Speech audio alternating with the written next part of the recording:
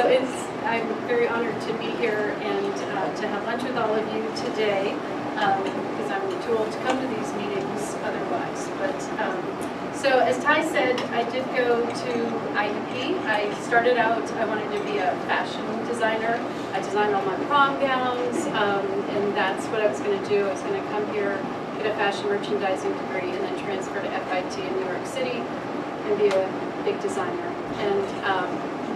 But my mother said it was hard enough that I came to Indiana. I grew up in a one-stoplight town. My mother had these terrible fears of me crossing the streets in Indiana. So, it's how are you going to do that? And well, the bird tweets. And then you know that you're supposed to cross the street. Now it's Jimmy Stewart. But my mom was kind of like, I don't think you're going to be a fashion designer. I just don't think you can make it. So I think you're a good writer. You should be a journalism major. So I changed my major to journalism, and I thought, I'll always have fashion. Maybe I could work for a fashion magazine, something like that. And it was really hard to hear that. And I always tried to look back on things and say, what did I learn from that experience when I was in the experience? And then when I look back, what else have I learned from that? So at that time, it was probably for me, it was my mom didn't want me going to New York City. That was the crux of the whole thing. And because she couldn't get to me there, she always says, I can't get to you. So I think what I learned at that point in time was to not let other people's fears and limitations become my fears and limitations. And so I switched my major. I became a journalism and PR major, and I loved it. I realized that I drank a lot of wine every time I had to write a paper, and so I thought I can't be a journalist because I'll be an alcoholic at the same time. So I switched more to the PR side. It was kind of a natural thing for me. That was networking. It was writing press releases. It was getting out to the community and talking about my organization or my position, whatever it was that I was promoting, and it was a very natural fit for me.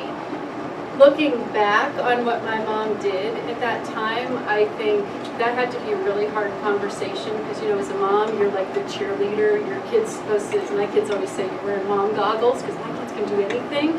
And I think, if she hadn't said that to me then, I wouldn't be standing here.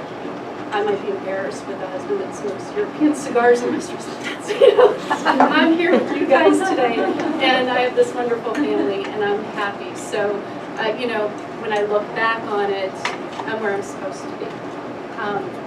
So, I graduated. I met my husband while I was in college. He was from Indiana, and he was a few years older, so he had already moved back.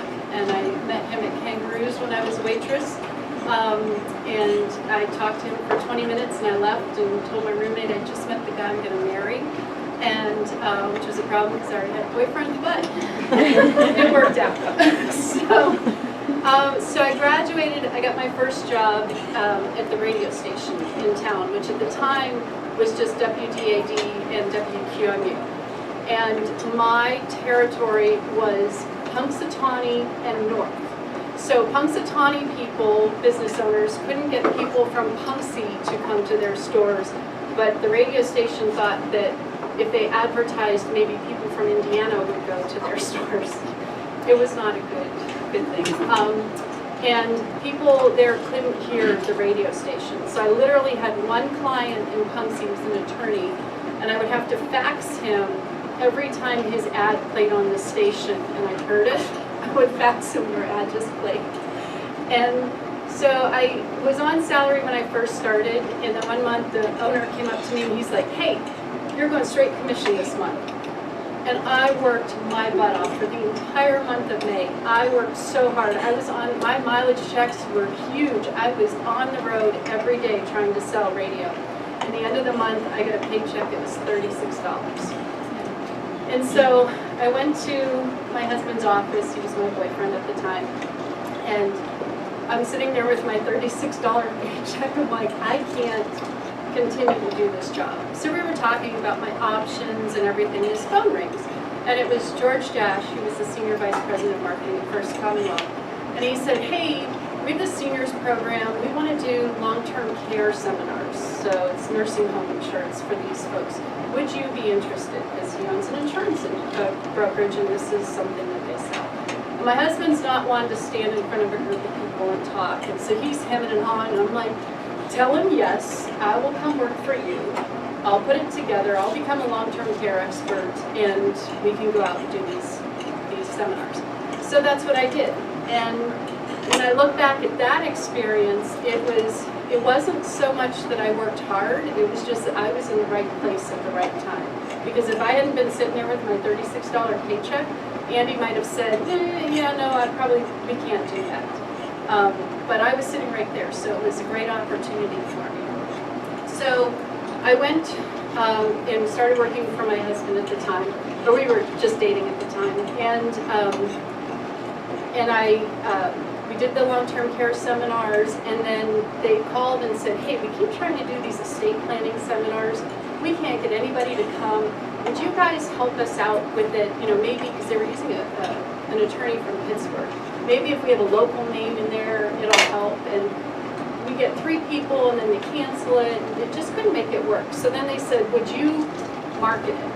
And I said, sure, I'll market it. So I made a flyer up in Word for Windows, and took it to the Gazette, and they printed it up and put a flyer in the newspaper. And it shut down the phone system and the receptionist at First Commonwealth's trust company.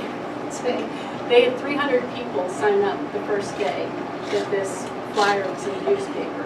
So First Commonwealth was like, hey, would you like to come work for us in marketing? So I'm 24, I get a job at First Commonwealth. I'm at the holding company level, so at First Commonwealth Financial Corporation. At the time, we still had 9 banks that all had their own marketing and branding, and everybody was still an individual bank at the time.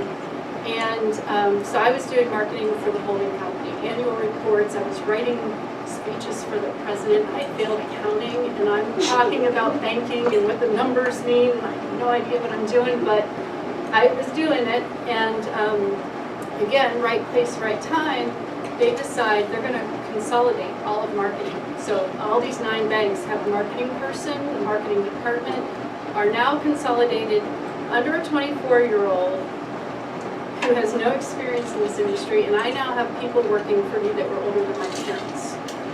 So it was kind of a little bit like being thrown to the wolves, and I had to learn on my feet how to market banking, how to work with these people that, you know, were used to doing their own things, and now they can't even sponsor a Little League team without calling me up and saying, is it okay? You know, and so it was a really difficult time, and I got really good at marketing. I got really good at working with all different types of people, but it was definitely one of those experiences where it would have been very easy to fail. I had a great boss who used to say to me, your job is to make me look good, and then you trust me to take care of you. And he did. I was promoted quickly. I was moving up the ranks. I made him look really, really good while I was there. But then the banks were allowed to get into the insurance business, and the bank was a customer of my husband's, so we put together a joint venture partnership, and we actually helped me from the banking side and my husband from the insurance side formed First Commonwealth Insurance Agency. And so I went to work for the insurance agency, still doing all of the marketing for the banks and the insurance agency and the holding company and the trust company. But then I was their senior product specialist, so I did annuities and long-term care, and went out and did seminars for people and trained the people in the branches how to sell annuities and long-term care insurance. I thought I would be there forever. I loved my job. I was a vice president. I felt good. It was my whole identity. And then one day my boss said, new boss, you do your job well just to make me look bad. And I was like, yeah, this is done. You know, this is a good time to leave. And I had my first child. She was almost a year old, and I thought I would be more appreciated at home being with her. So I left after 5 years of being at First Commonwealth. And looking back on all of those situations, I figured out I'm very good at pattern matching. So now when we have situations, I'm like, oh, that's just like when I worked at the bank, and this happened, and this happened, and this is how we handled it. And so it's been those experiences, though very hard at the time, are great for me now. And I always say it's cheaper than an MBA. I learned all these great things back then. So I left, I had Claire, and then a couple years later I had my second daughter, and I don't know, it must have been like some sort of a hormonal power surge after I had her, but I felt like Wonder Woman. I could do anything. And my husband and I were away at a wedding. It was the first time we left the kids. And we were sitting there, it was in Chicago, and I leaned over and whispered to my husband, I want to start a business. And if I had leaned over and whispered to him, we should have a threesome with that bridesmaid, he wouldn't have been nearly as excited as he was when I said, I want to start a business. So I started Miss Laurie's Gourmet Kitchen. And I had a family recipe for peanut brittle. And we always joked, I bet we could sell these. And well, apparently you can. And so I started it, and I sent out 30 samples and a letter saying, hey, I'm doing this, and here's my price list. The next day, I got my first order. It was from Rischini's. It was 75 pounds. And I'm like, shit, I don't know where to buy nuts. You know? So I was officially in business, and that was in November, and by Christmas, I had sold 300 pounds of peanut brittle that first year. And I did it because I wanted to buy a purse. And when I worked, I would have just bought the purse. But then I figured, I should be working. So, but instead of buying the purse, I reinvested. I started a website, and I was shipping peanut brittle all over the world. And I did that for probably 10 years. And I was doing probably 6,000 pounds of peanut brittle a year. In my kitchen, I had a kitchen in the basement because I'm Italian. You always have a kitchen in the basement. So then I moved and put a kitchen in my garage. We had a 2.5 car garage. So the half car part became my new kitchen. I doubled capacity. I hired people. My whole purpose for starting the business was, one, to have something that was my own, because I felt like I lost my identity when I left my job. Now I was just Claire's mom, Amelia's mom, which was wonderful, but it was, I think, and I've struggled being stay-at-home because I was so used to doing. And so when I started my business, I found that I lost a lot of friends that were not happy for me that I was doing this. It was, oh, now my husband's going to expect me to do something, or she shouldn't be charging people to take cooking classes. That's ridiculous. And it was really difficult. And I remember one day opening up a quote book, and the quote was, for that day, was, when you get to where you're going, not everybody will be there. And it was like, oh, you know, not all these people are going to be with me as I go down my path. And that was a really hard lesson to learn. But I liken it to cleaning out your closet. You know, you're like, I had this sweater that I got in 11th grade. I love this sweater. You know, it's still great, but it doesn't fit me anymore. And so there are people like that in our lives. And that was one of the hardest things for me to learn through Miss Laurie's. But it was also a really important lesson to learn that not everybody in our lives is there for the right reason, and sometimes you have to put up boundaries or distance yourself from some of those people. And I cleaned out my closet, and I cleaned out my closet of friends, and it was really difficult, but it was necessary. And I became more successful as I did in the things that I really wanted to do. So the other reason I chose to do Miss Laurie's was so that I could help other people. And when, at the time, Martha Stewart was very big. And you guys know who Martha Stewart is. She was our Pinterest for my generation. And so people would say, oh, you cook. I don't get invited to people's houses for dinner. Nobody will cook for me. And people would say, oh, you're like Martha Stewart. And I'm like, you know what, that's not a nice thing to say. You know, it's just, I know you're not meaning it in a nice way. And when I met this mom at school, and she's like, you are so easy to hate. And I was like, wow, that's not, I had been to a wedding and all these people were like, you need to be on Facebook, you need to be on Facebook. So I got on Facebook and I started a Miss Laurie's page. And I realized that I needed to change how people viewed me as Miss Laurie, because it was hurting my business that, oh, she's fancy, she does fancy foods, I'm not going to cook like her. And so I started using it to show that I was just like everybody else. So I talk about, my kids, and I'm helping this one with homework and reading a story and doing spelling words, and I caught the steak on fire in the broiler. And people were started to respond like, oh, she's just like me.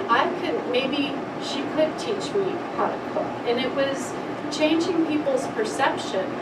And for me, social media became a great tool to define my brand and Miss Laurie for people. And then people started coming up to me in the grocery store. Oh, like they knew me. I had no idea who these people were, but they were my fans on Facebook. And so my husband complains all the time, because you're always on Facebook, you're always on social media. I'm not, but it became a really important tool for me to get the message of Miss Laurie out, that I was approachable, that I was, I swear, I drink wine, I do silly things, I'm not perfect, and people liked that. So it was really a great tool for me to build that brand of Miss Laurie.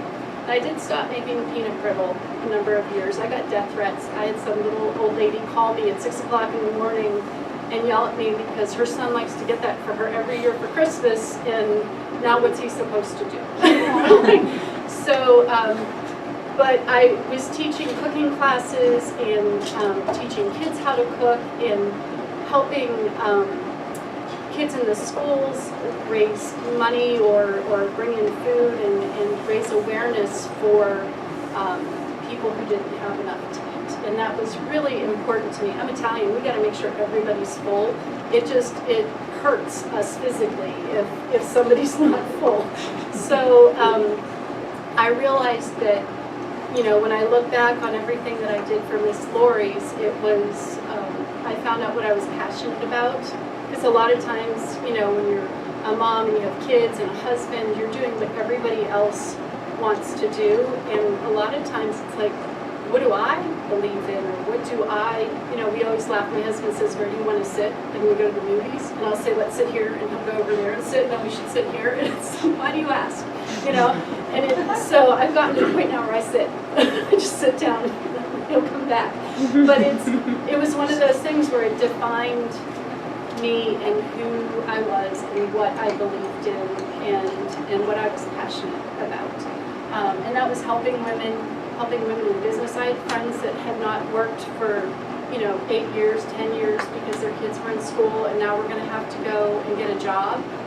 And I'm like, well, how are your computer skills? Well, when I can do Word, and my husband opens it up for me, and then I can type it. And I'm like, oh, so I was grateful that while I was at home, I was still utilizing all of my skills. I never let those drop while I was being a stay-at-home mom with my kids. So that was really important. And so I started mentoring women who wanted to start their own businesses and who were, needed to keep their skills up. And then I was hiring people who needed a job, that needed flexibility, that, can come later or, come early and leave early so that they can be with their kids.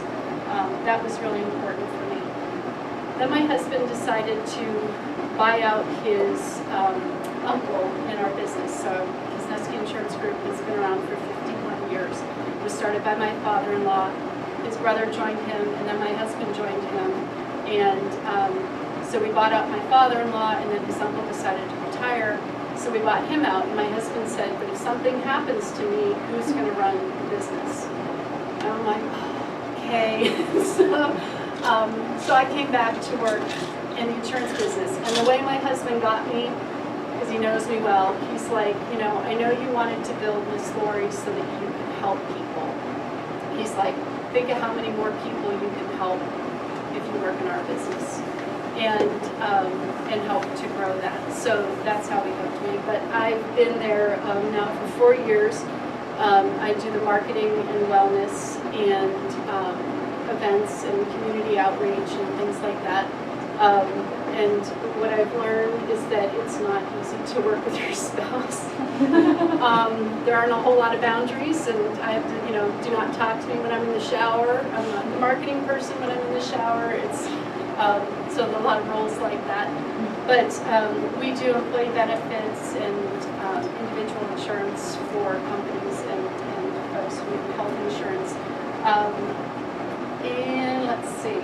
So I do all of this. We have 3 kids now. They're just graduated. Middle one's going to be a sophomore in high school, and then we have a 13-year-old son. And I try to stay involved locally, doing volunteer work. As Ty said, I was on the YMCA board. I've been on the IEP museum board. Let's see, what else? Chamber, I'm on the chamber. Done a lot of committees. I'm the vice chair of a gala out in Los Angeles for the International Myeloma Foundation, which is pretty cool. There's a woman, Laurie Boyle, who was married to Peter Boyle, who's the actor. He was Young Frankenstein, and he was the dad on Everybody Loves Raymond. He died of myeloma, and my husband has a connection to myeloma, so we got involved with their board. And Lorraine, who wrote for Rolling Stone magazine, she's a producer on Broadway. John Lennon was the best man in their wedding. She knows everybody. Asked me to be her vice chair for this gala that she puts on. So last year was the first year that I did it, and we raised over $725,000 for that event. And I get to meet so many famous people. It's hilarious. And I just got this email last week, and it was like, here's contact information for the talent that we had last year. So I have J.B. Smooth's home address, Peter Gallagher, all these. I'm like, should I have their cell phone numbers? You know? So it's a pretty cool event that has taken us kind of all over the world. We've gotten to travel for that. And then I joined the United Way board, and they've asked me a few times to be the chair, and I kept saying, you know, it's my first year on the board, no. My daughter's graduating, no. And then this year, I said, yeah, I could do that. And so it was just hard that it all started when she was finishing school, so it's been kind of crazy. But we are, the reason I chose to join the United Way, because I was all over the place, and I was finding it difficult to do everything, and I kept having to, it's really hard, but I started to be able to form the word no and say, I'm sorry, but I can't. And so I had to step back and say, okay, what's important to me? How can I help the most people? I have a limited amount of time, and you know, sometimes it's just easier for me to write a check because I don't have the time to help, but where can I get the most bang for my buck with my time? And I thought the United Way was a great way to help a whole bunch of people in a whole bunch of different organizations. So I joined their board and took over the campaign this year. Last year I was the vice chair, just learning how the campaign works. And so we have the kickoff scheduled for August 24th. It is a pool party at the country club. And then my other big fundraiser is the adult prom, which I know you guys had talked about maybe doing something similar to that as a fundraiser.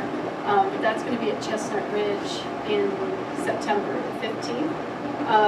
And that is a come as you are or come as you were. So if you want to come how you were when you were in high school, 3 years ago? So you can do that. Please, I got kicked out of well, I didn't get kicked out. My husband kept saying you should join this group, and the guy didn't want to say she's too old to join our emerging leaders group. And I said, no, I think I've already emerged. I can't be in that group. The campaign is, my whole theory on the campaign is you get to put your own spin on it and all of that. And so what I wanted people to understand was that it's county-wide. It's not the United Way of Indiana, it's the United Way of Indiana County. And we help people throughout the whole county. And so my goal is to try and get that message out through the whole county and get people involved from outside of Indiana. So a girl that's helping me with the prom is from Blairsville, and we're going to do something in Clymer, and we're just going to try and move things outside of Indiana proper to get the whole county involved in the campaign this year. It's a tough time to raise money because, business isn't what it used to be in town, the economy isn't what it used to be, but we're going to really give it hell and see if we can't hit our goal this year. So it's very exciting, and I know you guys all do volunteer work. If anybody's interested in helping with the campaign, you don't have to be on the United Way board to be involved. You can volunteer to be on a committee if you want for the campaign to help out, but feel free to send me an email and say, hey, I would be interested. I know Camilla and I are going to get together and talk about some ways she can help, but we're doing, different events, trying to get different businesses involved to do employee campaigns, things like that. So we've got a big plate to get through to try and get all these things done that I want to do for this campaign. Pardon me?